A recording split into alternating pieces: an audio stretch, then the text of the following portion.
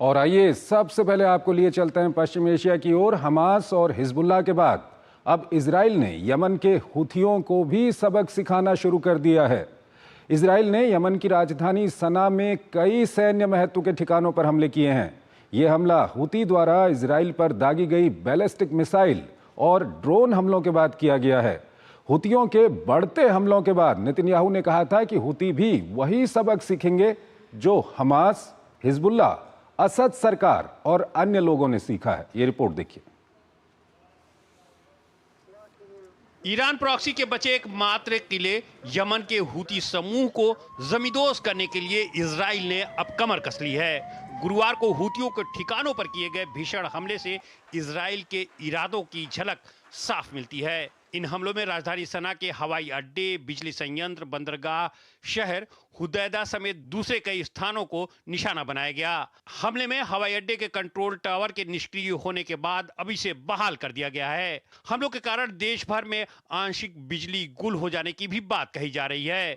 इन हमलों में हुती समूह के कई ठिकाने ध्वस्त हो गए हैं। युद्ध स्तर के इस हमले में बड़ी संख्या में विमानों का इस्तेमाल किया गया। यमन पर इजराइल का अब तक का सबसे बड़ा हमला बताया जा रहा है। इस ऑपरेशन को अमेरिका के साथ समन्वय में अंजाम दिया गया। इजराइल का दावा है कि जिन स्थानों को निशाना बनाया गया है उनका इस्तेमाल ईरानी हथियारों के हस्तांतरण या ईरान के वरिष्ठ अधिकारियों के स्वागत के लिए किया जाता था। इजरायली प्रधानमंत्री नेतन्याहू ने कहा है कि हम ईरान के आतंक के हाथ को काटने के लिए प्रतिबद्ध हैं। यह हमला हुती द्वारा इजराइल पर दागी गई बैलिस्टिक मिसाइल और ड्रोन हमलों के एक दिन बाद हुआ है। हुतियों के बढ़ते हमलों के बाद नेतन्याहू ने कहा था कि हुती भी वही सबक सीखेंगे जो हमास, हिजबुल्लाह और असद सरकार व अन्य लोगों ने सीखा है। इस बीच विश्व स्वास्थ्य संगठन के महानिदेशक ने कहा है कि वे हमलों के दौरान हवाई अड्डे पर थे। वे संयुक्त राष्ट्र के कर्मचारियों की रिहाई के लिए बातचीत करने के लिए यमन में थे, जिन्हें वहां हिरासत में लिया गया था। हुती समूह ने 2014 और 15 की शुरुआत में यमन की सत्ता पर कब्जा करने के बाद से देश के अधिकांश हिस्से को अपने नियंत्रण में ले लिया है। इजराइल हमास संघर्ष के बाद वे क्षेत्र में सैन्य रूप से अधिक सक्रिय हो गए हैं। यमन से काफी दूर इजराइल पर लगातार मिसाइलें दाग रहे हैं। इसके अलावा हुती लाल सागर में कमर्शियल जहाजों को भी निशाना बना रहे हैं। उनका कहना है कि इन हमलों का मकसद गाजा में चल रहे संघर्ष में फिलिस्तीनियों का समर्थन करना है। हमलों के जवाब में अमेरिका और उसके सहयोगी यमन में महत्वपूर्ण ठिकानों को निशाना बनाते रहे हैं।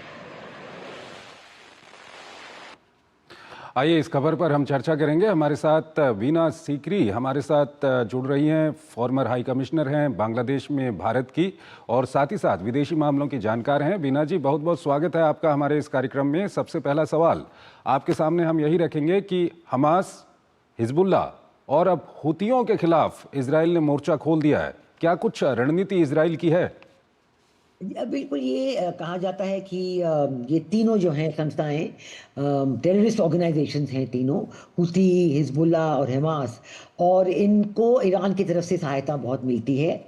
और ये देखा जाए तो एक तरफ से ईरान और इजराइल के बीच में ये बड़ा संघर्ष चल रहा है।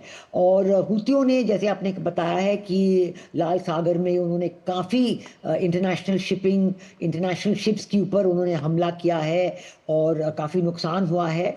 और इस वजह से काफ़ी देश परेशान हैं। अमेरिका की तरफ से भी पहले इस यमन पे अटैक्स होते रहे। तो अब जो है हिजबुल्लाह और हुती इजराइल हमास के लड़ाई में जुड़ गया है। हिजबुल्लाह तो बहुत ज़्यादा हुआ है, उनके साथ अब किसी तरीके से समझौता भी हुआ है, लेकिन हुती जो है वो अपने अटैक कर रहे हैं इजराइल के एयरपोर्ट पे, बेन गुरियन एयरपोर्ट के तेल अवीव में। और इजराइल की तरफ से कल परसों से बहुत ही सीरियस अटैक्स इंफ्रास्ट्रक्चर पे जो यमन में है, हुतियों के कब्जे में जो इंफ्रास्ट्रक्चर है उन पे है। इसमें इट इज़ बहुत ही चिंताजनक स्थिति है, क्योंकि widening of the conflict in middle east इसके बहुत आसार लग रहे हैं। लेकिन इस वक्त ईरान जरा चुप्पी में है, दे आर क्वाइट, उन पे बल्कि उनकी स्थिति भी काफ़ी गंभीर है, क्योंकि जो उनके तीन ऑर्गेनाइजेशंस थे, हुती, हिजबुल्लाह, हमास, तीनों काफ़ी अटैक में आ गए हैं। और वो क्या करेंगे इसमें कोई अभी तक पता नहीं चल रहा है, लेकिन ज़रूर उम्मीद ये है कि ये सब अटैक्स जो हैं ये बंद हो जाएं और मिडिल ईस्ट में हमास और इज़राइल के बीच भी समझौता हो जाए, जो हॉस्टेजेस हैं वो रिलीज़ हो जाएं और जो स्थिति है वो सामान्य हो जाए, और इसके साथ साथ पैलेस्टीनियन का जो स्टेट है, जो टू स्टेट सोल्यूशन कहा जाता है मिडिल ईस्ट में, ये भी एक्चुअलाइज हो जाए, एक्चुअली इसमें भी समझौता हो जाए और पैलेस्टीन को अपना state within agreed boundaries मिल जाए। तो ये तो हमारी उम्मीद है, ये तो अल्टीमेट ऑब्जेक्टिव है। लेकिन इस बीच जो ये अटैक्स हो रहे हैं, जो वायलेंस बढ़ रहा है, हुती के अटैक्स इज़राइल पे और इज़राइल के बहुत ज़्यादा बड़ा हमला यमन पे, इंफ्रास्ट्रक्चर पे, उनके वेपन स्टोरेज पे, सारे उनके जो स्पॉट्स थे वहाँ पे, उन पे, इससे बहुत ही गंभीर स्थिति हो सकती है, क्योंकि मिडिल ईस्ट में, वेस्ट एशिया में ये कॉन्फ्लिक्ट जो है उसकी एक्सपेंशन के आसार ज़रूर हैं। वीना जी, अगर हम पश्चिम एशिया की बात करें तो वहाँ पर जिस तरह से इजराइल का संघर्ष चला, अभी हमास के साथ वहाँ पर संघर्ष चल रहा है, हिजबुल्लाह के साथ संघर्ष चला, वो अभी वहाँ पर संघर्ष विराम चल रहा है, अब हुथियों के साथ वहाँ पर संघर्ष चल रहा है, और कहीं ना कहीं ये प्रॉक्सी ऑर्गेनाइजेशन है ईरान इनको समर्थन देता है।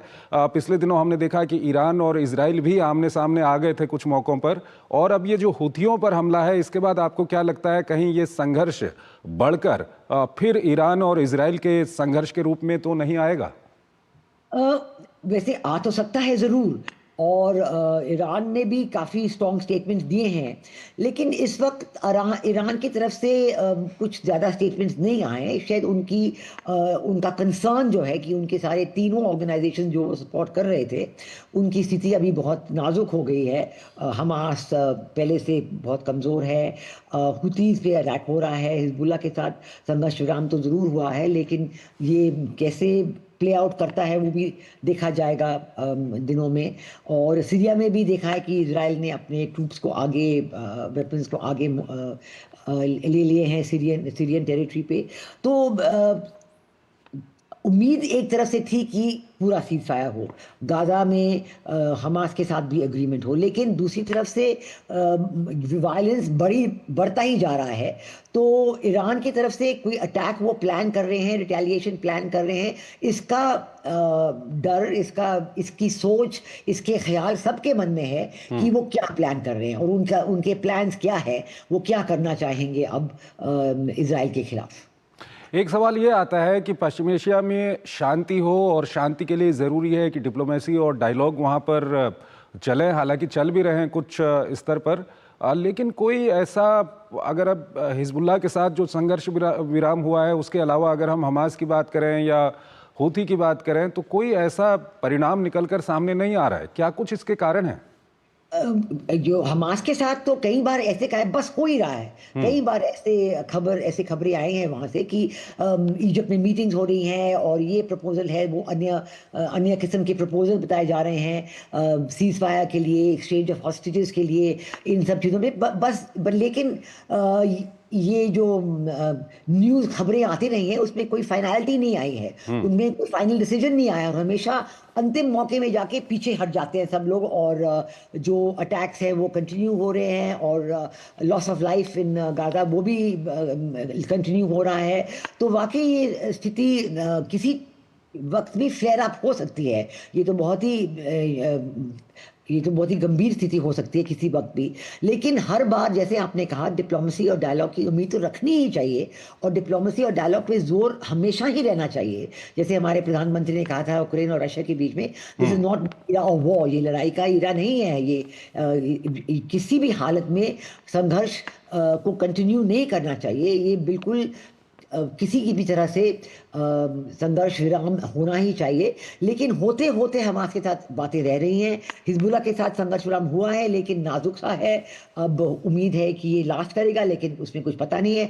अब ये हूती की तरफ से शुरू हो गया है कि उन्होंने वीना जी यहीं पर एक अंतिम सवाल आपसे मैं करना चाहूँगा, क्योंकि आपने जिक्र किया भारत वो देश है जिसने डायलॉग और डिप्लोमेसी की बात की, प्रधानमंत्री मोदी ने की, लेकिन हम देख रहे हैं कि भारत के अलावा अगर अन्य बड़े देशों को हम देखें तो इंटरनेशनल कम्युनिटी ज़्यादा उसका प्रेशर है नहीं डायलॉग और डिप्लोमेसी और पीस पर, वहाँ पर क्या कुछ आप कहेंगे?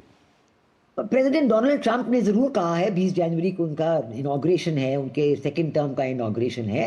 उन्होंने ज़रूर कहा है कि इज़राइल हमास के झगड़े के मामले में और यूक्रेन रशिया में भी ये उनके लिए बहुत